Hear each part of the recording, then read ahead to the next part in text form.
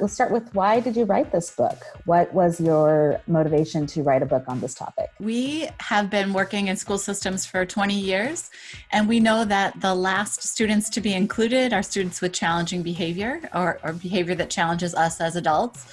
And we realized that the system itself was really broken in lots of ways, and we were segregating children with disabilities in all kinds of ways. And what we found to be the magic was not the traditional methods that we had seen so often, sort of that kind of antecedent behavior consequence type way to look at, to medicalize difference and disability. But what we found is something that we think educators come to this work at heart to do, which is to love and connect with children. And we found that's where the magic lies. Kate and I spent a lot of time thinking through all the supports that we've seen that have been really effective.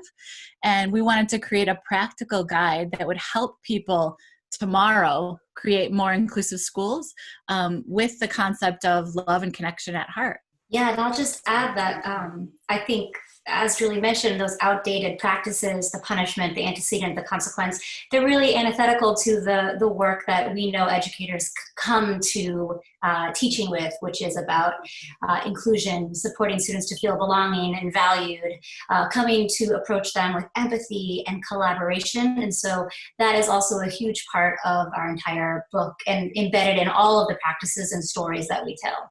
Are there connections to your own experiences, or something that you went through personally or through your work experience that led you to be interested in the topic?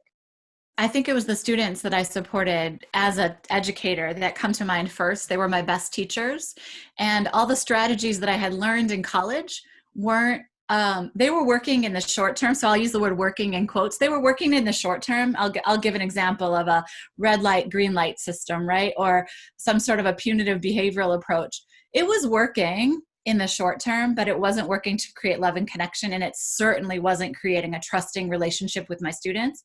And so I ended up really revamping the ways that I thought about education completely. And what it meant is I had to kind of go against the ways that I was taught in college.